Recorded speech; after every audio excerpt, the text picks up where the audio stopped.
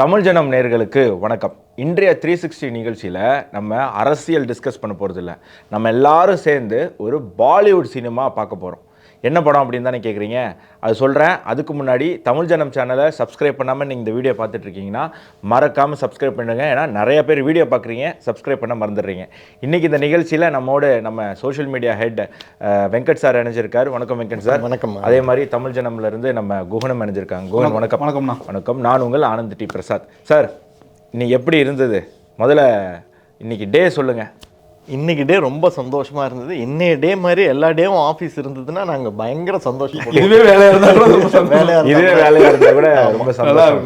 இன்னைக்கு ஏதோ நீங்கள் நல்ல படம் பார்த்துட்டீங்க, இதே ஒரு மொக்க படம் பார்த்து இதே நீங்கள் மூவி ரிவ்யூ செட்லாம் கேட்டிங்கன்னா அவங்க என்ன சொல்லுவாங்கன்னா, நமக்கு ஜாலியாக இருக்குல்ல, என்னென்ன நல்ல படம் பார்த்தோம், அவன் எல்லா குப்பை படமும் பார்க்கணும். அப்போ அவன் நிலைமை யோசிச்சு பாருங்க. அது கொஞ்சம் தலைவலி மண்டவலியில் இருப்பாங்க. ஆனால் இன்னைக்கு ரொம்ப வருத்தப்பட போகிறது யார் அப்படின்னா அபினவ் தான். ஏன்னா நான் லீவ் போட்ட அன்னைக்கு நீங்கள் படத்துக்கு போயிருக்கீங்களே, அதுவும் வந்து அபினவ் தான் இந்த படத்தை பார்க்கணும்னு ரொம்ப ஆர்வமாக இருந்தார். பட் இன்னைக்கு அவர் லீவுங்கிறதுனால அவரை கூட்டிகிட்டு போக முடியல. ஆமா நேயர்களே, இன்னைக்கு நான், வெங்கட் சார், அதுக்கப்புறம் குகன் 3 பேரும் வந்து துரந்தர் அப்படிங்கிற ஒரு பாலிவுட் படத்தை போய் பார்த்தோம். இந்த படத்துக்கு சார் நிறையா விமர்சனங்கள் வந்தது. குறிப்பாக வழக்கமாக இந்த leftist social media handles, social media influencers, news portals, அவங்களாம் வந்து இந்த படத்தை கடுமையாக ரிலீஸ் ஆகிறதுக்கு முன்னாடியிலேருந்து எதிர்த்தாங்க. அதே மாதிரி ஒரு பக்கம் வந்து இந்த படத்துக்கு பயங்கர வரவேற்பு வேறு, இது பார்த்தே ஆகணும் அப்படின்னு சொல்லி. எதிர்ப்பை தாண்டி இந்த படம் வந்து 5 நாட்களில் 200 கோடியை தாண்டி கலெக்ஷன் ஆகிருக்கு. பாலிவுட்டில் ரிலீஸ் ஆன இந்த வருஷம் ரிலீஸ் ஆன படங்கள்லேயே 5வது ஹையஸ்ட்டு கலெக்ஷன் வந்து இந்த படம் பண்ணியிருக்கு. ஸோ 5 நாள்லேயே. ஸோ இன்னும் நாட்கள் இருக்குது. இது வந்து டாப்புக்கு கூட போகிறதுக்கு வாய்ப்பு இருக்குது. ஒட்டுமொத்த இந்திய அளவில் 9வது இடத்த இந்த படம் இப்போதைக்கு தற்போது பிடிச்சிருக்கு. ஸோ இதோட இன்னும் முன்னாடி நாட்களில் வாய்ப்பு இருக்குது. ஸோ நீங்கள் சொல்லுங்கள் சார், ஃபஸ்ட் ஹேண்ட் எக்ஸ்பீரியன்ஸு, ஓவராலாக நம்ம கதை, இதுக்கு பின்னாடி இருக்கிற அரசியல், அதுக்கெலாம் போகிறதுக்கு முன்னாடி ஆஸ் அ மூவி உங்களுக்கு இந்த எக்ஸ்பீரியன்ஸ் எப்படி இருந்தது?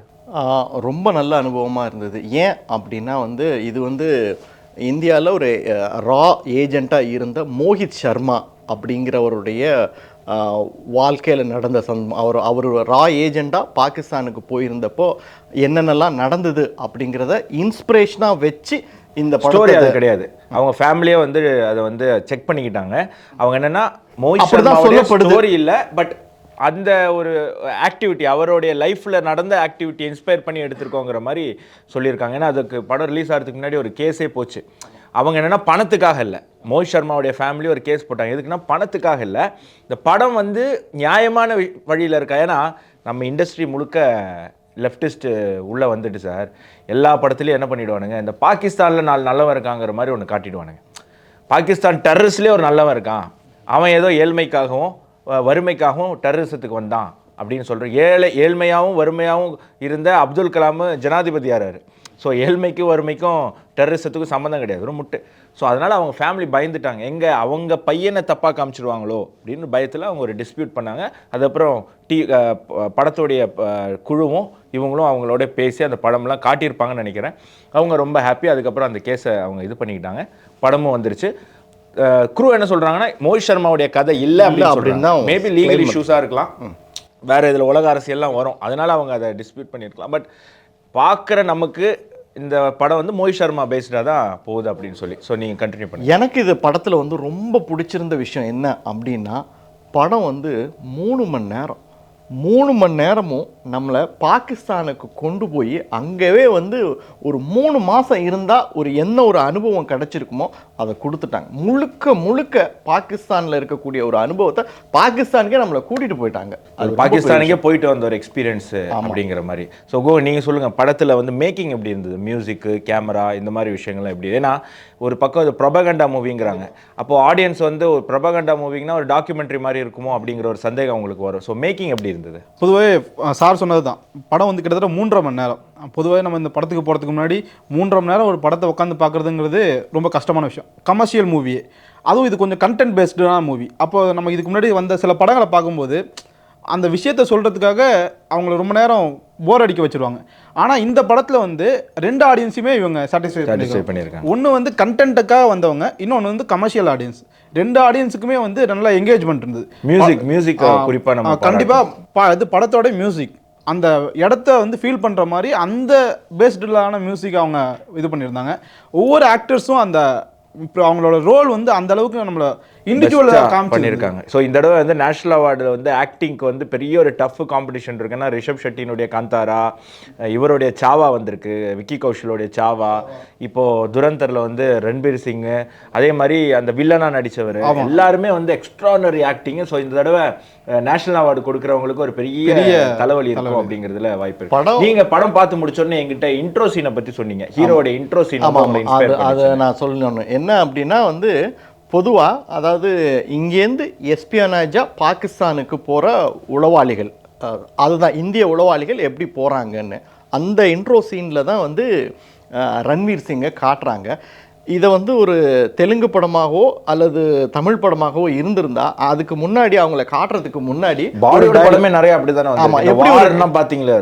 ஆமா, அதுதான் ஆக்சுவலி ப்ரொபகண்டா படம், பைத்தியகாரத்தனமா இல்ல. அதுல டயலாக் எப்படி இருந்திருக்கும் அப்படின்னா, இந்த பிரச்சனையை கையாளுறதுக்குன்னே ஒருத்தன் இருக்கான், அவன் பிறந்திருக்கான், அவனால மட்டும்தான் இது முடியும், இப்படிலாம் காமிச்சு ஒரு 10 டயலாக் போட்டு 10 ஷார்ட்ஸை காமிச்சு அதுக்கு அந்த டயலாக் முடிஞ்சோடனே சார் அப்ப கூட ஹீரோவை காட்ட மாட்டாங்க.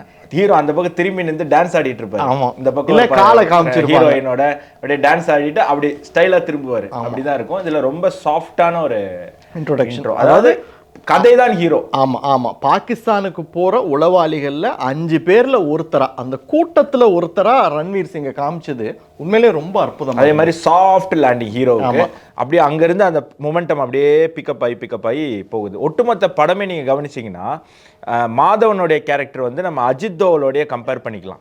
இதெல்லாமே ஒஃபிஷியல் கிடையாது, பார்த்த உடனே தெரிஞ்சு போயிடுது அஜித் தோவல்னு. ஆனா மாதவன் 2 நிமிஷம் கழிச்சு தான். ஸோ மேக்கப் அந்த அளவுக்கு மேக்கப் பண்ண பெர்ஃபெக்ஷன் இருக்கு.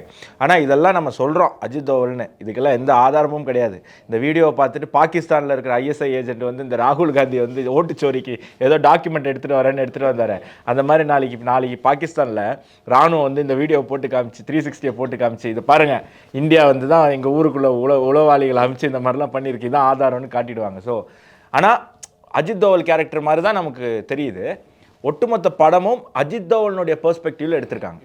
ஸோ படத்துடைய ஸ்டார்டிங்கே வந்து 1999 காந்தகார் ஃப்ளைட் ஹைஜாக் விஷயம். ஸோ உங்களுக்கு அது ஞாபகம் இருந்திருக்கும் சார், நீங்கள் நிஜ வாழ்க்கையில் அந்த ஃப்ளைட்டை ஹைஜாக் பண்ணும்போது அவங்களோட எக்ஸ்பீரியன்ஸஸ். ஆமாம், நான் அப்போது வந்து கிட்டத்தட்ட வந்து 10வது முடிச்சுட்டு வீட்டில் இருந்தேன். அப்போது இந்த விமான கடத்தல் வந்தப்போ வந்து தூர்தர்ஷனில் தான் நியூஸை பார்த்தோம். அது ஒரு பெரிய செய்தியாக பார்க்கப்பட்டது. அது எப்படி அவங்கள வந்து விடுவிக்க போகிறாங்க, இந்த விமான கடத்தல் எப்படி நடந்தது, இதெல்லாம் வந்து தொடர்ச்சியாக பேசி, ஏன்னா விஷுவலாக நமக்கு வராது. அந்த நியூஸில் வந்து அந்த விமானம் நின்றுட்டு இருக்கிறத தூரத்தில் காமிப்பாங்க, அதை தாண்டி வராது. அப்புறம் அதில் வந்து உள்ளுக்குள்ள ஒரு புது தம்பதி, அப்போது வந்து புதுசாக திருமணமான ஒரு ஜோடி அது உள்ளே இருந்தாங்க. அந்த மணமகனை தீவிரவாதிகள் கொன்னுட்டது வந்து பெரிய அளவில் வந்து ஊர்லெல்லாம் பேசிகிட்டு இருந்தாங்க. ஏன்னா அவர் ஒருத்தர் தான் எதிர்த்தார். இந்த படத்துல நீங்கள் பார்த்தீங்கன்னா மாதவன் வந்து வேறு வழி இல்லாமல் பேச்சுவார்த்தை எல்லாம் ஃபெயிலியர் ஆகிடுச்சு அப்படிங்கிற கட்டத்தில் சரி அவங்க கேட்குற டிமாண்டுக்கு ஒத்துக்கிட்டு பேசி முடிச்சுட்டு உள்ளே ஃப்ளைட்டுக்குள்ளே போவார். அங்கெல்லாம் அந்த ஹாஸ்டேஜஸ் உட்காந்துருப்பாங்க, எல்லாரையும் கண்ணிலேருந்து இதை அவுக்க சொல்லிவிட்டு இந்த ஜன்னல்லாம் தூக்க சொல்லுவார். தூக்கினதுக்கப்புறம் நீங்கள் எல்லாம் சேஃபாக இருக்கீங்க, நாளைக்கு ஈவினிங் உங்களை வந்து நாங்கள் இந்தியன் கவர்மெண்ட் வந்து உங்களை திருப்பி கூட்டிகிட்டு போயிடும், உங்களுடைய கரேஜை அவங்க பாராட்டுறோம் அப்படின்னு சொல்லிட்டு பாரத் மாதா கீனுவார். ஆனால் ஜெயின்னு யாரும் சொல்ல மாட்டாங்க, ஏன்னா பின்னாடி ஒருத்தன் துப்பாக்கி காமிச்சிட்டு நிற்பான். அவங்கள எங்கே ஜெய் சொன்னால் சுட்டுடுவாங்களோன்னு. என்ன ரீசன்னா, அதுக்கு முன்னாடி அந்த டெரரிஸ்ட்டை எதிர்த்து குரல் கொடுத்த ஒருத்தர் அவங்க கண்ணு முன்னாடியே கழுத்தறுத்து கொண்டு இருப்பாங்க, ரத்தம் சிந்துற மாதிரி கொண்டு இருப்பாங்க. அதை பார்த்த பயம் அவங்களால வந்து அது பண்ண முடியல அப்படிங்கிறது. ஆனால் சார் எனக்கு இதில் வந்து என்ன சொல்லணும் அப்படின்னு சொன்னால், 1999 காந்தகார் ஃப்ளைட் ஹைஜாக் பண்ணுறாங்க. நம்மளுடைய ஏஜென்சிஸ் எல்லாமே வந்து அந்த ஃப்ளைட்டை ஹைஜாக் பண்ணவங்களுடைய ஆப்ரேஷன் மாஸ்டர் மைண்ட் எங்கே இருக்காருங்கிறத கிட்டத்தட்ட நெருங்கிட்டாங்க. கிட்டத்தட்ட வந்து ஆல்மோஸ்ட் நெருங்கிட்டாங்க. இன்னொரு 24 hours இல்லை 48 hours இருந்திருந்தா இந்த ஃப்ளைட்டை ஹைஜாக் பண்ண மாஸ்டர் மைண்டை சுற்றி வளைச்சிருப்பாங்க. அவங்கள சுற்றி வளைச்சிருந்தா இவங்க ஹாஸ்டேஜஸை ரிலீஸ் பண்ணியிருப்பாங்க, நம்ம அவங்கள சேஃபாக கொண்டு வந்திருக்கலாம். ஆனால் இதுதான் நம்மளுடைய நாடு ஒரு இக்கட்டான சூழ்நிலையை கடந்து போகும்போது ஒரு எதிர்க்கட்சியும் அதே நேரத்தில் நம்மளுடைய ஊடகங்களும் எந்த அளவுக்கு அதை வந்து நம்ம ஒரு கரெக்டாக கையாளணும் அப்படிங்கிறத நம்ம புரிஞ்சுக்கணும். ஊடகங்கள் போட்ட ப்ரெஷர், எதிர்க்கட்சிகள் போட்ட ப்ரெஷர், கவர்மெண்ட்டுக்கு வேறு வழி இல்லாமல் பயங்கரவாதிகளுடைய கண்டிஷன்ஸுக்கு ஒத்துக்க வேண்டியிருந்தது.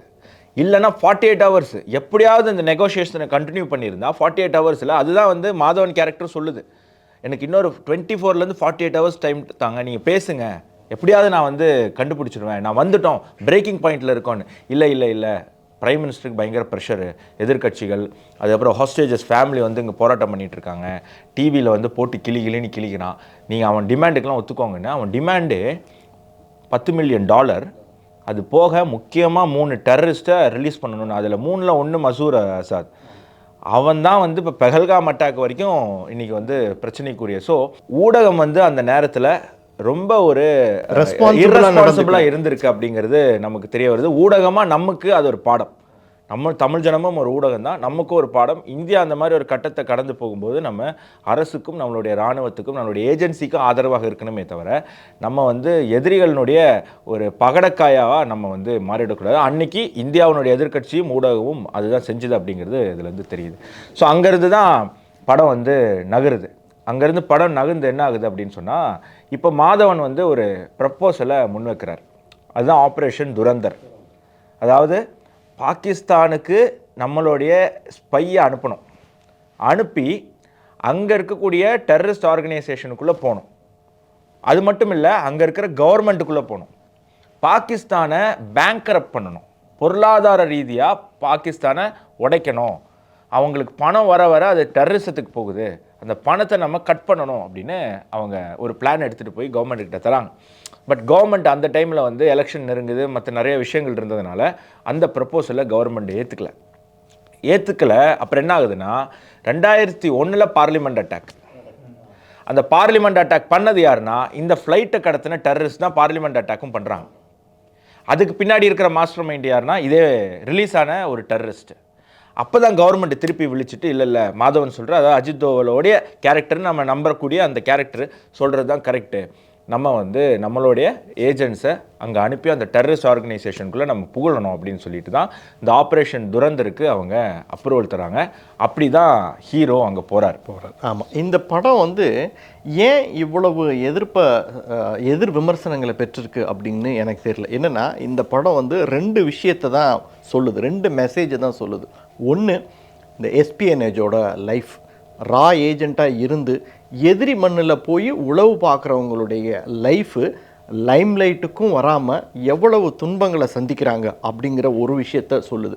இன்னொன்று படத்தில் சொல்லப்படுகிற முக்கியமான விஷயம், உலகம் ஃபுல்லாக எங்கே தீவிரவாதம் நடந்தாலும் சரி அதற்கான திட்டம் பாகிஸ்தான் மண்ணில் தான் போடப்படுது. ஒன்று.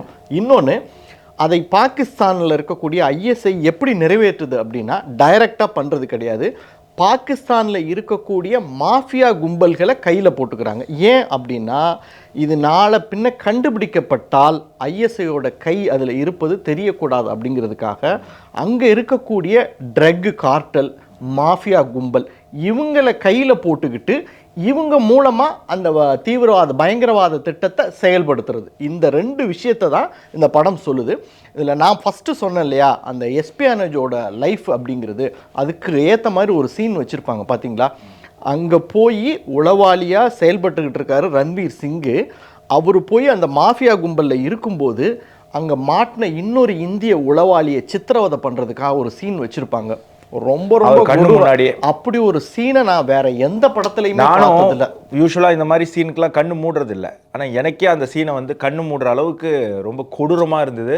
அதை அனுபவிச்ச அந்த வீரனுக்கு எந்த அளவுக்கு கஷ்டமா இருக்கும், அதை நேரில் பார்த்ததுக்கு அப்புறமும் தொடர்ந்து அங்கே இருக்கணும்னு முடிவு பண்ணுறாரு பார்த்தீங்களா. அது எவ்வளோ பெரிய ஒரு பயங்கரமான முடிவு. யாரோடைய அடி வயிறையும் கலங்க வச்சிடும். அதுக்கப்புறம் நம்ம விட்டா போதுண்டா, நம்ம நாட்டு மண்ணுக்கு ஓடிடுவாங்க. திருப்பி கதைக்குள்ள வரதுக்கு முன்னாடி சார், இதுல வந்து குகன்ட்ட எனக்கு ஒரு கேள்வி இருக்கு. இந்த படத்துல வந்து ஹீரோக்கு 2 இன்ட்ரோ. ஒரு இன்ட்ரோ வந்து இல்ல ஆப்கானிஸ்தான்ல முடிஞ்சிடும், அவர் ஹெலிகாப்டர்ல இறங்குற மாதிரி. அவர் பாகிஸ்தான் வந்தோடனே அவர் ஒரு சூழ்நிலையை சந்திப்பாரு. எனக்கு அது வந்து இல்ல பாகிஸ்தான ஒரே சீன்ல டைரக்டர் முடிச்சு விட்டாரு. சொல்லணுமா?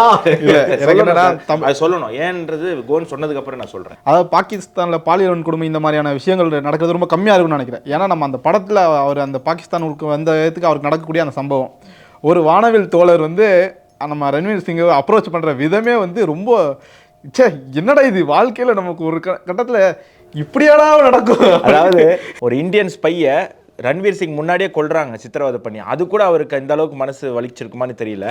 அவர் வந்து பாகிஸ்தானில் என்ட்ரான உடனே சார் கோன்னு சொல்ல வருது, அவர் கொஞ்சம் கூச்சப்படுறாரு, அதனால நானே சொல்லிடுறேன். அதாவது அவர் ரன்வீர் சிங்க்கு கண்ணு தானே சார் அழகு. அந்த கண்ணை பார்த்து அங்கே இன்னொரு ஆண் வந்து மயங்கிடுவார். மயங்கிட்டு ரன்வீர் சிங்கை வந்து அப்படியே சுற்றி வளைப்பாங்க ஒரு 3 பேர். ரன்வீர் சிங் எங்கே தங்குறதுன்னு தெரியாமல் சுற்றிட்டே இருக்கும்போது ரோட்டில் பார்த்துருவாங்க. நைட்டு டைமில் முடியெல்லாம் நிறையா வேறு இருக்கா, ஆனால் தாடி வச்சுருக்காரு. அப்படியும் பார்த்து உங்களுக்கு ஏன் அந்த தோணிச்சுன்னு தெரில. ஆனால் வந்து அப்படியே ரன்வீர் சிங் அப்படியே சுற்று போட்டு கண்ணை பார்த்து அப்படியே மயங்கி ரன்வீர் சிங் கிட்ட வந்துட்டு டக்குன்னு பேண்டுக்குள்ளே அந்த வில்லன் அந்த நேரத்தில் அந்த கெட்டவன் வந்து இது பண்ணிவிடுவான். ஸோ அது வந்து சீனா அதில் இருக்குது, நம்ம சிரித்து கடந்து போயிடுறோம். ஆனால் அதில் ஒரு உண்மையும் இருக்குது. இந்தியாவிலேருந்து நான் ISISல போய் இஸ்லாமிய ஜிஹாதில் கலந்துக்கிறேன்ட்டு இங்கேருந்து நிறைய பைத்தியக்காரனுங்க போகிறானுங்களே சார், அவங்க எல்லாமே அங்கே போனால் செக்ஸ் லேவாக தான் சார் பயன்படுத்துகிறாங்க.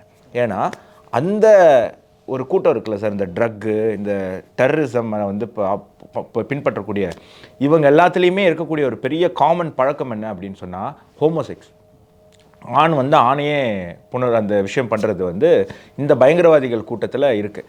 இது பெருவாரியான படத்தில் காட்ட தயங்கியிருப்பாங்க. சில படத்தில் காட்டியிருப்பாங்க, உதாரணத்துக்கு தெரிஞ்ச விஸ்வரூபத்தில் காட்டியிருப்பாங்கன்னு நினைக்கிறேன், ஏதோ ஒரு சீன் அந்த மாதிரி காட்டியிருப்பாங்க. ஆனால் பெரிய இடத்துல அது காட்டலை. இந்த படத்தில் அந்த சீனை வந்து காட்டியிருப்பாங்க. அந்த சாருக்கு அந்த சீன் ஞாபகம் வந்துருச்சுங்க. அதாவது ஹீரோ நல்ல வேலை தப்பிச்சிட்டாரு, அதில் பெரிய அளவில் பாதிக்காம பெரிய அளவு தப்பிச்சிட்டாரு. அவனுக்கு எந்த அளவுக்கு வெறினா, அவர் ஃபர்ஸ்ட் வாட்டி இது பண்ணுவார், அதுக்கப்புறம் அவர் அடிச்சிருவாரு, அப்புறம் கூட்டமாக ஒரு கேங் போட்டு அடிக்கும், திரும்ப அவங்க எல்லாருக்கும் இழுத்து வச்சு பிடிச்சிட்டு திரும்ப அவர் மேலே பாய பார்ப்பாங்க. அந்த நேரத்தில் ஒரு போலீஸ் சத்தம் கேட்டோடனே இவங்க வந்து கிளம்பிடுவாங்க. இந்த சீன் வந்து யாருக்குன்னா நமக்கு இல்லை. இந்த சீனு நான் ISISல போய் சேர போகிறேன், நான் வந்து சிரியா போகிறேன், ஈராக் போகிறேன்ட்டு இங்கேருந்து கிளம்புறாங்க இல்லையா, அந்த முட்டாள் பசங்களுக்கான ஒரு வீடியோ. நீங்கள் அங்கே போனீங்கன்னா உங்களுக்கு அங்கே துப்பாக்கி தரமாட்டாங்க. இதில் நான் இன்னொன்று முக்கியமாக கேட்க விரும்புகிறேன். இதுக்கப்புறம் நம்ம பேச போகிறதெல்லாம் இதில் இருக்கக்கூடிய அரசியல், இதில் இருக்கக்கூடிய சீரியஸான விஷயம். இதெல்லாம் போகிறதுக்கு முன்னாடி இந்த நீங்கள் ஆல்ரெடி இந்த சினிமா ஃபீல்டில் இருந்திருக்கீங்க. இந்த டைரக்டர் இதுக்கு முன்னாடி எடுத்த படமும் நமக்கு ஒரு உரி ரொம்ப அதே மாதிரி இவர் தான் 370 ஆர்டிகல் 370 ஆமாம், ஆதித்ய தர் தான் உரியோடைய director. Article 317 screenplay writer. பாரமுல்லான்னு இப்போ ஒரு படம் வந்ததில்ல, அதுக்கும் இவர் தான் ஸ்டோரி ஸ்க்ரீன் பிளே. ஸோ இவரே ஒரு காஷ்மீரி பண்டித். ஸோ அந்த துன்பங்கள்லாம் அனுபவித்த குடும்பத்திலேருந்து வரவர். ஸோ அதை நம்ம புரிஞ்சுக்கணும். இவர் அந்த கதையை கையாண்ட விதம் உங்களுக்கு எப்படி இருக்குது? ஏன்னா இதுக்கு முன்னாடி அவர் எடுத்த படமும் சரி, இந்த படமும் சரி, எல்லாமே வந்து இந்த ரொம்ப அருமையாக இருக்குது. எனக்கு ரொம்ப ஆச்சரியமாக இருந்தது. உரியும் நல்லா தான் இருக்கும், பட் இது உரியை விட பல மடங்கு சூப்பராக போயிருக்கு இந்த கதை. எனக்கு ஒரு சின்ன வருத்தம் தான். ஏன்னா நான் இதே மாதிரி ஒரு கதை எழுதி வச்சுருந்தேன். இந்த 26/11 அட்டாக் பேஸ் பண்ணி இந்த ஆப்ரேஷன்ஸ்லாம் நமக்கு தகவல்கள் வரும்ல, நம்மளுடைய நண்பர்கள் வந்து இராணுவத்தில் இருப்பாங்க, அவங்களுடைய PRO, டிஃபென்ஸ் PROலாம் நமக்கு நிறைய இன்புட்ஸ் தந்திருப்பாங்க.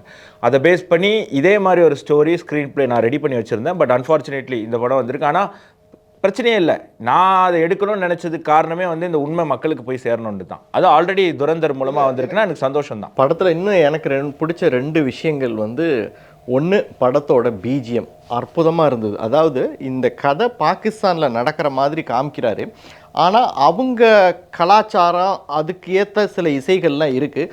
அது கூட சேர்ந்து வெஸ்டர்ன் மியூசிக்கையும் ஒரு ஃபியூஷனாக கொடுத்து ரொம்ப நல்லா இருக்குது அது கேட்குறதுக்கு. அது எப்பப்பெல்லாம் வந்து அங்கே பாகிஸ்தானில் நடக்கிற நிகழ்ச்சிகளை காமிக்கும்போது இந்த ஒரு ஃபியூஷன் மியூசிக்கை கேட்குறது ரொம்ப நல்லா இருக்குது. இதே மியூசிக் டைரக்டர் தான் கேசரி 2க்கும் சாப்டர் 2க்கும் மியூசிக் எடுத்திருக்காரு. நல்ல ஒரு மியூசிக், அது மியூசிக் இதுவாகவே இருக்குது இந்த படம். அதில் வந்து மாற்று கருத்து இல்லை. படத்தில் வந்து ஒரு பஞ்ச் டயலாக் இருக்குது, அது எனக்கு ரொம்ப பிடிச்சிருந்தது. When you attack a lion they don't fear but they become more lethal அப்படின்னு சொல்கிறாங்க. நீ ஒரு சிங்கத்தை அடிக்கும்போது அது பயப்படுறது கிடையாது, அது வந்து வெறி கொண்டு உன்னை திரும்ப தாக்குறதுக்கு தயாராக இருக்கும் அப்படின்னு. அதுதான், அதாவது ஹீரோ வந்து அங்கே உளவாளியாக இருக்கும்போது சில கசப்பான அனுபவங்களை சந்திக்கிறாரு. தன் நாடு அங்கே தாக்கப்படுறத அந்த மண்ணில் இருந்து பார்க்குறாரு, தன்னுடைய சக உளவாளி கொல்லப்படுறத பார்க்குறாரு. இதெல்லாம் பார்த்துட்டு அவர் பயப்படலை, இன்னும் அக்ரெசிவ் ஆகிறாரு அப்படிங்கிறது தான் நம்ம வந்து இதுல இருந்து புரிஞ்சிக்க வேண்டியது இருக்கு. அதுக்கப்புறம் சார் இப்போ இந்த படம் அப்படியே அடுத்தடுத்த கட்டத்துக்கு நகருது. இப்போ வந்து டெரரிஸ்ட் அந்த ஒரு ஸ்மக்லிங் கேங்குள்ள ஹீரோ வந்துடுறாரு. அதெல்லாம் படம் பார்த்து ஆடியன்ஸ் புரிஞ்சுக்கிட்டோம். நம்ம கதையை முழுக்க சொல்ல வேணாம், நான் இன்சிடென்ட்ஸ் மட்டும் சொல்லுவோம். இப்போ அங்கேருந்து அடுத்தது வந்து அந்த கேங்கில் இருக்கிற ஒருத்தருக்கு அரசியலில் வரணும்னு ஆசை, அதுக்கு ஒருத்தர் ஹெல்ப் பண்ண வராரு. அவர் யாருன்னா பாகிஸ்தான்லேயே மிகப்பெரிய பணக்காரர். அவர் என்ன பிஸ்னஸ் பண்ணுறாருன்னா கள்ள நோட்டு அடிக்கிறார். கள்ள நோட்டு அடிக்கிறது எந்த கள்ள நோட்டு அடிக்கிறாருன்னா இந்தியாவினுடைய கள்ள நோட்டு அடிக்கிறார். அப்போது இங்கே ஒரு சீன் வருது இந்தியாவில். மாதவன் கிட்ட திருப்பி போகுது. மாதவன் வந்து எப்படி கள்ள நோட்டு இந்தியாவுக்குள்ளே வருது விசாரிங்க அப்படின்னு பார்க்கும்போது இப்போ தான் தெரியுது இந்தியாவில் இருக்கக்கூடிய ஒரு அமைச்சர், அதாவது நடக்கிறது 2004 2014 நடுவில் நடக்கிற விஷயம். இந்தியாவில் இருக்கக்கூடிய ஒரு அமைச்சர் அவருடைய பையனும் லண்டன் போகிறாங்க இந்தியாவினுடைய நோட்டை பிரிண்ட் பண்ணுற பிளைட் வாங்குறதுக்கு. லண்டன்லேருந்து திருப்பி இந்தியாவுக்கு வரும்போது ஃப்ளைட்டு கோளாறுன்னு சொல்லி அந்த ஃப்ளைட்டு துபாயில் லேண்ட் ஆகுது. இப்போ துபாயில் அந்த ஃப்ளைட் லேண்ட் ஆகிற நேரத்தில் பார்த்தீங்கன்னா ஐஎஸ்ஐனுடைய முக்கியமான ஒரு ஏஜென்ட்டு துபாயில் லேண்ட் ஆகுது. கிட்டத்தட்ட ரொம்ப நேரம் துபாயில் அந்த ரெண்டு ஃப்ளைட்டுமே இருக்குது. அந்த நேரத்தில் என்ன ஆயிருக்குன்னா இந்த ஃப்ளைட்டு பல விஷயங்கள் வந்து கைமாறப்பட்டிருக்கு. இந்தியாவுடைய நோட்டு அச்சடிக்கக்கூடிய அந்த ஃப்ளைட்டே பாகிஸ்தானுக்கு கிடைக்குது. அது யார்கிட்ட கிடைக்குதுன்னா இந்த கள்ள நோட்டு அடிக்கிறவனு கிடைக்குது. இந்த கள்ள நோட்டு அடிக்கிறவன் தான் பாகிஸ்தான்லேயே பெரிய பணக்காரன். எப்படி இந்தியாவுக்கு பணம் வந்து காட்மண்டு, அதாவது நேபாள் காட்மண்டு வழியாக உத்தரப்பிரதேஷ் வழியில் வருது. அப்போது மாதவன் கேட்குறாரு, உத்தரப்பிரதேஷில் தான் தடுத்து நிறுத்தலாமேனா இல்லை, அங்கே வந்து மாஃபியா ரொம்ப ஸ்ட்ராங்காக இருக்குது, நம்மளால் அதை கண்ட்ரோல் பண்ண முடியாது, நம்ம ஏதாவது பண்ணோம்னா 2 மணி நேரத்தில் மொத்த யூபியுமே அவங்க எரிச்சிடுவாங்க, அவங்களுக்கு அரசியல் பேக்கிங் இருக்குது அப்படின்னு. அப்போ மாதவன் ஒரு டைலாக் சொல்லுவார், நம்மளை பேக் பண்ணுற மாதிரி அரசாங்கம் வரும்போது இந்த மாஃபியாக்களை வந்து நம்ம ஒரு வழி பண்ணுவோம் அப்படின்னு சொல்லி. அது இன்னைக்கு நடந்துகிட்டு இருக்கு. பொதுவாக நம்ம இன்னைக்கு நடந்துட்டு அதான் பொதுவாகவே சொல்ல நம்ம ஏதோ மோடி அரசாங்கத்துக்கு சப்போர்ட் பண்ணுறோம், மோடிக்கு சப்போர்ட் பண்ணுறோம், யோகிக்கு சப்போர்ட் பண்ணுறோம், நமக்கு நிறைய கமெண்ட்ஸ் வரும். பொதுவாக நம்ம ஒரு விஷயம் தான் சொல்ல வரோம், நாங்கள் மோடிக்கோ யோகிக்கோ இந்த பிஜேபிக்கோ சப்போர்ட் பண்ணவே இல்லை. நமக்கு அஜித் தோவல் தெரியும். அஜித் தோவலுக்குள்ளே இருந்த அந்த ஆதங்கம் தான் இன்றைக்கி அவர் எடுக்கக்கூடிய முடிவுகளில் ரொம்ப வேகமாக நான் இது பண்ண முடியுது. நமக்கு இருக்கக்கூடிய ஆதங்கம் இதெல்லாம் இவங்க மிஸ் பண்ணது, இன்றைக்கி அதெல்லாம் நடக்குது. இன்றைக்கி இதை நம்ம ஆதரிக்காமல் விட்டுட்டோன்னா இதுக்கப்புறம் என்றைக்குமே முடியாமல் போயிடும். நல்லது பண்ணும்போது நம்ம அவங்கள வந்து பாராட்டி இருக்கணும்ல. இப்போது யூபிலெலாம் சார் இருட்டினதுக்கப்புறம் 5 மணிக்கு மேலே வெளியிலே வரமாட்டாங்க, ஆன் பண்ணே வரமாட்டாங்க. ரயில்வே ஸ்டேஷனில் ட்ரெயினில் போய் இறங்குறாங்கல்ல சார், அவங்களாம் பீகார் யூபியில் எப்படின்னா, நீங்கள் 5 மணிக்கு மேலே ட்ரெயின் போய் ஸ்டேஷனில் லேண்ட் ஆச்சுன்னா நின்றுச்சுன்னா ஸ்டேஷன்லேயே நைட்டு தூங்கிடுவாங்க, அடுத்த நாள் காலையில் தான் கிளம்புவாங்க. அது 5 மணி ஆனாலும் சரி, எதாக இருந்தாலும் சரி, இருட்டதுக்கப்புறம் அவங்க வெளியிலே போக மாட்டாங்க. ஏன்னா இந்த மாஃபியா கேங் இன்றைக்கி யூபி அப்படி இருக்கா. நான் போயிட்டு வந்தேன், நான் நம்ம சந்துரு குகன் எல்லாருமே போயிட்டு வந்தோம். வாரணாசி போனோம், பீகார் போனோம். இன்றைக்கி நிலைமையே மாறி இருக்குது, தைரியமாக போகிறாங்க. அப்போ அந்த மாற்றம் தான் மாதவன் கேரக்டர் அங்கே சொல்லுது. நமக்கு பேக்கிங் பண்ணக்கூடிய இந்த மாஃபியாக்களை அழிக்கிறதுக்கு பேக்கிங் பண்ணக்கூடிய அரசு யூபியில் வரும்போது இது தடுத்து நிறுத்தப்படும். கள்ள நோட்டு இன்னைக்கு இந்தியாவில் எவ்வளோ பெரிய அளவுக்கு தடுத்து நிறுத்தப்பட்டிருக்கு. நம்ம வந்து டிமானிட்டைசேஷன் கொண்டு வந்ததோடைய மிக முக்கியமான நோக்கமும் அதுதான். ஆனால் அதுக்கப்புறமும் கொஞ்சம் கொஞ்சம் அப்படி இருந்தது கூட இன்னைக்கு கம்ப்ளீட்டாக வந்து நம்மளால் வந்து பெரிய அளவில் வந்து ஸ்டாப் பண்ண முடிஞ்சிருக்குன்னா யூபியில் தேசிய இன்ட்ரெஸ்ட், நேஷனல் இன்ட்ரெஸ்ட்டை பாதுகாக்கிற மாதிரி ஒரு அரசு வந்திருக்கு அப்படிங்கிறது தான். அதுதான் இந்த படத்தில் வந்து ஒரு முக்கியமான ஒரு டர்னிங். இன்னொன்று, பாகிஸ்தானை பற்றி காமிக்கும் பொழுது அதனுடைய அந்த ஒரு மோசமான முகத்தை காமிக்கிறாங்க. பாகிஸ்தானில் இருக்கக்கூடிய அரசியல் கட்சியாக இருந்தாலும் சரி, பாகிஸ்தானில் இருக்கக்கூடிய அரசியல்வாதியாக இருந்தாலும் சரி, காவல்துறை அதிகாரியாக இருந்தாலும் சரி, யாராக இருந்தாலும் சரி, அவங்களுக்கு பயங்கரவாத கும்பலோடையும் பயங்கரவாதத்தோடையும் கண்டிப்பாக தொடர்பு இருக்குது அப்படிங்கிறத இது காட்டுது. 100%. அதில் வந்து நம்ம தொடர்ந்து இந்தியாவினுடைய அரசாங்கமே சொல்லிட்டு இருக்கிறது, உலகத்துக்கு சொல்லிட்டு இருக்கிறது அதுதான். அங்கே பாகிஸ்தான் இராணுவம் வேற இல்லை, பயங்கரவாதம் வேற இல்லை, போலீஸ் வேற இல்லை, பயங்கரவாதி வேற இல்லை, எல்லாருமே ஒன்று தான். அரசியல்வாதியிலேருந்து தீவிரவாதியிலேருந்து எல்லாருமே ஒன்று தான் அப்படிங்கிறது. இப்போது இங்கேருந்து திருப்பி படம் வந்து அடுத்த கட்டத்துக்கு மாறும்போது திருப்பி இந்தியாவில் நிறையா இந்த ஏஜென்ட்ஸுக்கு வந்து ஹெல்ப்ஃபுல்லாகுது. ஏன்னா அக்டோபர் 3 தாக்குதல் நடத்த போகிறதா சொல்லி தான் இவங்க வந்து என்ன பண்ணுறாங்க, ஆயுதங்களை சேகரித்து இந்தியாவுக்கு கடத்துகிறாங்க. ஆனால் அக்டோபர் 3 நடக்கலை தாக்குதல். அதுக்கு பதில் எப்போ நடக்குது, நவம்பர் 26 நடக்குது. அக்டோபர் 3 நம்ம இன்டெல் தரோம், இந்த மாதிரி வந்து பாகிஸ்தான்லேருந்து ஒரு கப்பல் வழியாக கடல் வழியாக ஏதோ ஒரு இடத்துல இந்தியாவுக்குள்ளே ஆள் வராங்க அப்படின்னு சொல்லி. இது ரொம்ப சீக்ரெட்டாக வந்து ஹேண்டில் பண்ணியிருக்கணும்ல, இது வந்து கரெக்டாக பண்ணியிருக்கணும்ல. கரெக்டாக பண்ணாமல் கோட்டையை விட்டுறாங்க. என்னென்னா லீக் ஆகிடுது. இப்போ இந்தியன் ஏஜென்சிக்கு லீக் ஆகிடுச்சுன்னா ஐஎஸ்ஐக்கு தெரியுது. அப்போ ஐஎஸ்ஐ என்ன பண்ணுறாங்க, ஸ்டாப் பண்ணுறாங்க, இப்போ போகாதீங்கன்னு தடுத்து நிறுத்துகிறாங்க. நிறுத்திட்டு நவம்பர் 26 அது 25 அந்த டைமில் எதிர்பார்க்காத நேரத்தில் அனுப்புகிறாங்க. அப்போது அஜித் தோவல் ஒரு டைலாக் சொல்லுவார். அஜித் தோவல்னால் திருப்பி மாதவனுடைய கேரக்டர், இந்தியாவினுடைய இரண்டாவது எதிரி தான் பாகிஸ்தான். இந்தியாவினுடைய முதல் எதிரி இந்தியாவில் இருந்துட்டு நமக்கு துரோகம் பண்ணக்கூடியவர். அதே இதில் தீவிரவாதி பேசுகிற ஒரு டயலாகையும் வச்சுருப்பாங்க. என்ன அப்படின்னா, மும்பை தாக்குதலுக்கு அப்புறம் இந்தியா எங்களை திருப்பி தாக்கும்னு நாங்கள் எதிர்பார்த்தோம், ஆனால் தாக்கவே இல்லை. அவங்க வந்து ஓடி ஒளிஞ்சு அமெரிக்காட்ட போய் கெஞ்சிட்டு இருந்தாங்க. அமெரிக்கா வழக்கம் போல் இந்தியாவுக்கு லோலாய் காட்டிட்டு நம்மளோட இந்த பக்கம் டீலிங் வச்சுக்கிட்டாங்க அப்படிங்கிற அந்த உண்மையுமே அன்றைக்கி என்ன நடந்ததோ நீங்கள் மாறு தட்டிக்கிறாங்க காங்கிரஸில். நாங்கள்லாம் என்ன செஞ்சோம் தெரியுமா 26/11 காரி துப்புறாங்க அந்த படத்தில், நீங்கள் என்ன செஞ்சீங்க அப்படிங்கிறத காட்டிட்டு.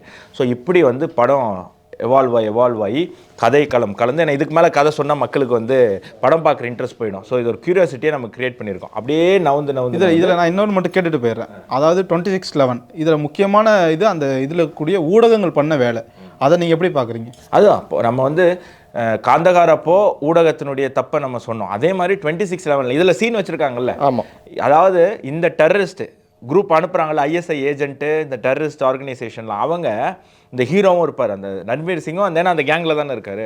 ரன்வீர் சிங் பார்க்கும்போது ஒரு டிவியில் டைம்ஸ் நவ், ஒரு டிவியில் இன்னொரு சேனல், ஒரு டிவியில் இன்னொரு சேனல், எல்லா இந்தியன் சேனலும் அங்கே லைவாக இருக்குது. இவர் இங்க இருந்து போன்ல வந்து டெரரிஸ்டுக்கு இன்புட் கொடுக்குறாரு.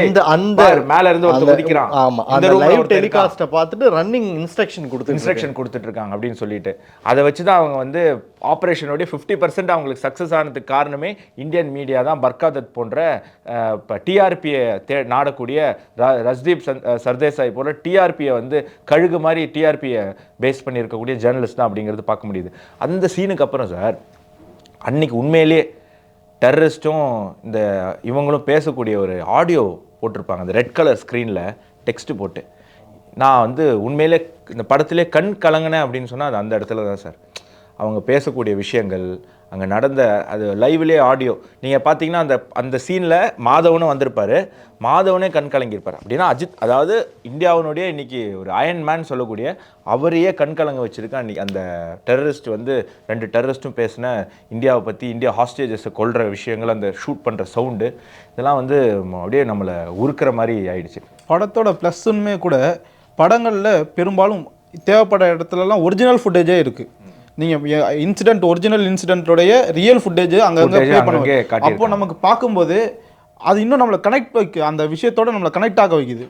அந்த இது 26/11 இதாக இருக்கட்டும், அந்த பார்லிமெண்ட் அட்டாக்காக இருக்கட்டும், அப்போது வந்து ஒரிஜினலாக அங்கே என்ன நடந்தது, அங்கே எப்படியெல்லாம் இதானுச்சுங்கிறத லைவ் ஃபுட்டேஜ் பார்க்கும்போது இது ஏதோ போகிற போக்கில் சொல்லிட்டு போகிற கற்பனை கதை இல்லை, இதுதான் நடந்திருக்கு, நம்ம நாட்டில் இப்படி தான் இருந்திருக்கு. இது இன்னைக்கு வந்து இவ்வளோ மக்களுக்கு தெரியாமல் மறைக்கப்பட்டுட்டே இருக்குது. அதை திரும்ப ஒரு வாட்டி நினைவூட்டுற விதமாக இப்போ வந்து கதைக்குள்ளே போக வேண்டாம், போய் வந்து ஆடியன்ஸை நான் சொன்ன மாதிரி அவங்க தியேட்டரில் போய் இந்த படம் பார்க்கணும் அப்படிங்கிறது நம்மளுடைய நோக்கம். படத்துக்கு அப்படியே அதுக்கப்புறம் நிறைய இன்சிடென்ட்ஸ் நடக்குது, ரொம்ப அருமையாக போகுது. ட்ராக் அப்படிங்கிறது படத்துலேயே ஒரு 4% 5% இடத்துல தான் ட்ராகிங் கொஞ்சம் போர் அடிக்கிற மாதிரி இருக்குது. மற்றபடி 95% படம் ரொம்ப சூப்பராக இருக்குது. கிளைமேக்ஸில் பார்ட் 2க்கான ஒரு நல்ல ஒரு லீடு கொடுத்துருக்காங்க. என்னென்னா, அடித்தா வேடிக்கை பார்க்குற பழைய இந்தியா இல்லைடா, அடித்தா உன்னை திருப்பி ஓங்கி மிதிக்கிற இந்தியா அப்படிங்கிற மாதிரி ஒரு டைலாக் வச்சுட்டு பார்ட் 2க்கான ஒரு லீடு கொடுத்துருப்பாங்க. அதெல்லாம் வந்து பயங்கரமான ஒரு கூஸ்பம் மூமெண்ட்ஸு. ஏன்னா நம்ம சொல்கிறதே இன்றைக்கி இது வந்து புது இந்தியா, பொருளாதார வளர்ச்சியில், விளையாட்டில், உலகத்தில் வந்து எல்லாத்துலேயுமே நம்ம முன்னேறிட்டு இருக்கோம். ஸோ இது வந்து நம்ம ஒரு புது இந்தியாவில் இருக்கோம் அப்படின்னு அந்த இந்தியர்களுடைய அந்த மனநிலையை டைரக்டர் வந்து இதில் வச்சுருக்காங்க. இப்போது முக்கியமான இஷ்யூக்கு வருவோம். இந்த படத்தை சில பேர் எதிர்த்தாங்கன்னு நீங்கள் சொல்கிறீங்களே, ஏன் அப்படின்னு நான் சொல்கிறேன். இந்த படத்தை அவங்களாம் எதிர்க்கிறதுக்கு காரணம் என்னென்னா, அவங்களுக்குள்ளே இருந்த பயம். என்ன பயம் அப்படின்னா, இந்த படம் வந்து டைரெக்டாக எந்தெந்த சேனல் வந்து அன்றைக்கி லைவ் டெலிகாஸ்ட் பண்ணிச்சோ அந்தந்த சேனல் பேர் சொல்லியே போட்டிருக்காங்க. வழக்கமாக டிவியில் சினிமாவில் காட்டும்போது சேனல் பேரை மாற்றி தானே காட்டுவாங்க, இதில் ஒரிஜினல் பேரோட காட்டியிருக்காங்க. இப்போ இந்த மாதிரி ஒரு படம் வெளில வருது அப்படின்னு தெரிஞ்ச உடனே அன்னைக்கு தீவிரவாதிகளுக்கு, அன்னைக்கும் சரி அதுக்கப்புறமும் சரி, உதாரணத்துக்கு 2001 அந்த பார்லிமெண்ட் அட்டாக் அப்புறம் அப்சல் குருவை தூக்கில் போடக்கூடாதுன்னு கையெழுத்து போட்டதெல்லாம் இந்த ஜேர்னலிஸ்ட் தானே. அருந்ததி ராய், மேதா பத்கர், இந்த மாதிரி இருக்கக்கூடிய சிகப்பு கொடியை பிடிச்ச ஆட்டுக்கூடிய இந்த கம்யூனிஸ்டுகள் தானே வந்து அன்றைக்கி வந்து இந்த பயங்கரவாதி அப்சல் குருவை தூக்கில் போடக்கூடாதுன்னு நீங்கள் எத்தனை பேர் வந்து கையெழுத்து போட்டாங்க. அதில் கையெழுத்து போட்டவங்களுடைய பொண்ணு தான் ஆம் ஆத்மியில் வந்து முதலமைச்சராக இருந்த அதிஷி. அப்சல் குருவை தூக்கில் போடக்கூடாது, அஜ்மல் கசாபை தூக்கில் போடக்கூடாதுங்கிற கடிதத்தில் கையெழுத்து போட்டவருடைய பொண்ணு ஆம் ஆத்மியில் முதலமைச்சராக இருந்தவங்க. ஸோ அதில் எத்தனையோ அட்வொகேட்டு நீ காங்கிரஸுக்கு ஆதரவாக வேலை செஞ்சுக்கிட்டு இருக்கான். ஸோ இவங்களுக்கு எல்லாருக்கும் பயம், எங்கே நம்மளை எக்ஸ்போஸ் பண்ணிவிடுவாங்களோ, நமக்கும் பயங்கரவாதிகளுக்கும் இருக்கிற லிங்க் படமாக வெளில வந்துருமோ?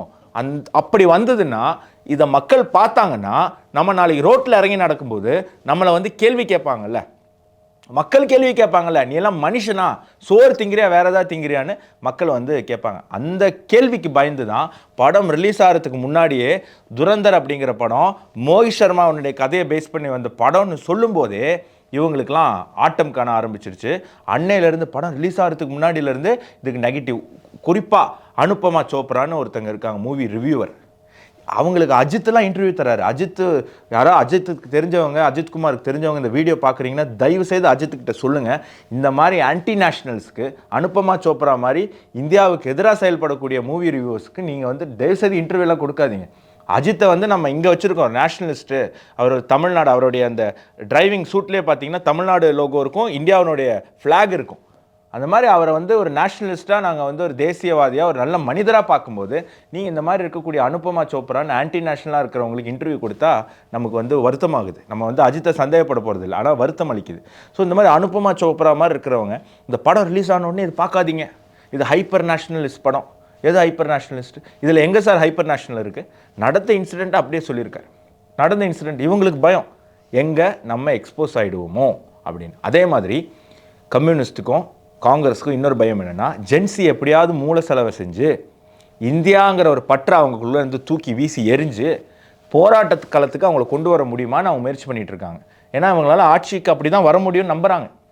நீ தேர்தலை சந்தித்து மக்களை வந்து கன்வின்ஸ் பண்ணி நம்ம வந்து சொல்லி ஓட்டு வாங்க முடியாது, நம்மளை மக்கள் நம்பலை. ஸோ ஜென்சியை வந்து எப்படியாவது குழப்பி அடுத்த தலைமுறையை குழப்பி அவங்கள கொண்டு வரணும். இப்போ இந்த மாதிரி படம் வரும்போது அது ஜென்சி பார்ப்பாங்க. அவங்களுக்கு என்ன நடந்ததுன்னு தெரியும். அவங்களுக்கு தெரியாதுல்ல 20 வருஷம் முன்னாடி 30 வருஷம் முன்னாடி அங்கே என்ன அரசியல் நடந்தது, என்ன மாதிரியான ஒரு கேவலமான அரசியல் நடந்தது இந்த படம் அப்போது நீங்கள் சொன்ன மாதிரி 2001 டெரரிஸ்ட் அட்டாக் நடந்தது BJP government, 99 Kandahar BJP government. அப்போ பிஜேபிக்காரன் தான் இந்த படத்தை எதிர்த்துருக்கணும். ஏன் அவன் எதிர்க்கலைன்னா அவனுக்கு உண்மை வெளில வரணும். அன்னைக்கு யார் கவர்மெண்ட் இருந்தாங்கன்றது முக்கியம் கிடையாது. 26/11 நடக்கும்போது கவர்மெண்ட் யார் இருந்தாங்கன்னு முக்கியம் இல்லை, அந்த கவர்மெண்ட் என்ன பண்ணிச்சு, அன்னைக்கு இருந்த அதிகாரிகள் என்ன பண்ணாங்க. இப்போ இதில் வந்து சொல்கிறாங்கல்ல, அந்த பிரிண்டிங் பிளேட்டு, அந்த மினிஸ்டர் யாருன்னு ஆடியன்ஸுக்கு கெஸ் பண்ண முடியும். அவங்க இதில் கமெண்ட்டில் போடுவாங்க பாருங்கள், அந்த மினிஸ்டர் பேரை அந்த பையன் பேரை வந்து இதில் போடுவாங்க. இப்போ அந்த மினிஸ்டருக்கும் அந்த பையனுக்கும் பயம் இருக்கும்ல. 38 IAS அதிகாரிகள் இந்த இந்தியாவில் கள்ள நோட்டு அடிக்கிறது பிளேட் எக்ஸ்சேஞ்ச் பாகிஸ்தானுக்கு போகிறதுக்கு காரணமாக இருந்திருக்குன்னு இந்த படத்தில் சொல்லியிருக்காங்க. அந்த 38 IAS லாபிக்கு பயம் இருக்கும்ல. அவனுடைய நெட்வொர்க் மூலமாக இந்த படத்துக்கு எதிராக பிரச்சாரம் பண்ணுவாங்கள்ல, இந்த படத்தை வந்து மேலே ஒரு கெட்ட பேர் ஏற்படுத்தணும்னு. அதுதான் நடந்திருக்கு. அதையும் தாண்டி படம் வெற்றி அடைஞ்சிருக்கு. 200 கோடிக்கு மேலே 5 நாளில் கலெக்ஷன் ஆகிருக்கு. இந்த படம் நிச்சயமாக 500 கோடி 1000 கோடி தாண்டி போகும். இந்தியாவில் இருக்கக்கூடிய ஒவ்வொருவரும் பார்க்கலாம். தமிழ் மட்டும்தான் எனக்கு தெரியும், ஹிந்தியாக எனக்கு தெரியாதுன்னா கவலையே படாதீங்க.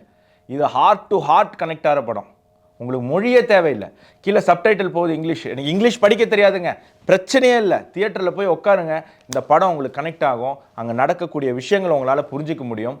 ஏன்னா இந்த படத்தை எடுத்திருக்கக்கூடிய இயக்குனர்கள், இதில் நடித்திருக்கக்கூடிய நடிகர்கள் அத்தனை பேருமே அந்த ஒரு கன்விக்ஷனோட உங்களுக்கு வந்து இந்த விஷயம் வந்து நம்ம இந்தியாவில் இருக்கக்கூடிய கடைக்கோடி மக்களுக்கும் போய் சேரணும் அப்படின்னு முயற்சி பண்ணி எடுத்திருக்காங்க. அதனால் இதுக்கு மொழி பேரியர் கிடையாது. தமிழ்நாட்டில் இந்த படம் ரிலீஸ் ஆகிருக்கு, நிறையா தேட்டரில் ஓடுது. இன்றைக்கி நாங்கள் போகும்போது தேட்டர் கொஞ்சம் பாதி தான் ஃபில் ஆகிருந்தது. வீக் டேங்கிறதுனால இருக்கலாம், வீக்கெண்டு வருது, நிச்சயமாக போங்க. சர்டிஃபிகேட் படம், அதனால் வந்து பரவாயில்ல, நாங்கள் குழந்தைங்களாம் சில தேட்டரில் வந்து அனுமதிக்கிறாங்க, அதனால் சொல்கிறேன், குழந்தைங்களெல்லாம் கூட்டிகிட்டு போகிறேன் அப்படின்னு நினச்சி போயிடாதீங்க. கொஞ்சம் வைலன்ஸ் இந்த படத்தில் இருக்குது அப்படிங்கிறத நான் வந்து உங்களுக்கு காஷன் பண்ணிக்கிறேன். ஸோ பயப்படுற அளவுக்கு இல்லை, பட் குழந்தைங்களை கூட்டிகிட்டு போகாதீங்க. 18 வயசுக்கு மேலே இருக்கிறவங்க மட்டும் போங்க. ரொம்ப அருமையாக வந்திருக்கு. கண்டிப்பாக நீங்கள் வந்து என்ஜாய் பண்ணுவீங்க. உங்களுக்கு கோபம் வரும், உங்களுக்கு சிரிப்பு வரும், உங்களுக்கு சிந்தனை வரும். அத்தனை விஷயமும் இந்த படத்தில் வந்து நமக்கு வந்து தந்துடும். நிச்சயமாக இதுக்கு மேலே இந்த படத்தை பற்றி சொன்னால் ஸ்பாய்லர் ஆகிடும். ரெண்டாவது படம் 3 மணி நேரம்னு சொன்னப்போ, 3.5 மணி நேரம்னு சொன்னப்போ கொஞ்சம் தயக்கம் இருந்தது. ஆனால் போய் உட்காந்தோன்னே அது தெரியவே 3.5 மணி நேரம் எப்படி போச்சுன்னே தெரியல. ஸோ அதனால் இனிமே தியேட்டரில் போய் பார்த்தவங்க நீங்களும் உங்களுடைய கமெண்ட் போடுங்க, பார்க்காதவங்க பார்த்துட்டு வந்து திருப்பி வீடியோ ஓப்பன் பண்ணி கீழே கமெண்ட் போடுங்க. அதே மாதிரி இன்னைக்கு வந்து படம் முடிச்சுட்டு வெளில வந்த உடனே ஒரு 2-3 பெரியவங்க வயசில் கொஞ்சம் ஒரு 60-65 வயசு இருக்கும் ஒரு ஐயாவோ ஒரு அம்மாவும் வந்து எங்களை பார்த்துட்டு உங்கள் வீடியோஸ்லாம் 360 எல்லாம் நாங்கள் பார்க்குறோம், ரொம்ப அருமையாக இருக்குது அப்படின்னு சொல்லி. ஸோ கமெண்ட்ஸில் வர பாராட்டுகளை தாண்டி இப்போ வந்து நம்ம நேரில் நமக்கு நேராகவும் நிறைய பாராட்டுகள் வர துவங்கியிருக்கு. அந்த ஐயாவுக்கும் அந்த அம்மாவுக்கும் அங்கேயும் நான் நன்றி சொன்னேன், இப்பயும் திருப்பியும் சொல்லிக்கிறேன். உங்களுடைய இந்த அன்பு தான், உங்களுடைய இந்த வார்த்தைகள் தான் எங்களுக்கு வந்து ஃபியூயல். அது மட்டும் இல்லை, சப்ஸ்கிரைப் பண்ணுங்கள், அதுவும் எங்களுக்கு ஃபியூயல் அப்படிங்கிறத மறுபடியும் சொல்லிக்கிறேன். தமிழ் ஜனம் சேனலை சப்ஸ்கிரைப் பண்ணாமல் இந்த வீடியோ பார்க்குறீங்கன்னா மறக்காமல் சப்ஸ்கிரைப் பண்ணிடுங்க. இன்னொரு ஜனம் 360 நிகழ்ச்சியில் உங்களை சந்திக்கிறேன். நன்றி, வணக்கம், ஜெய் ஹிந்த்.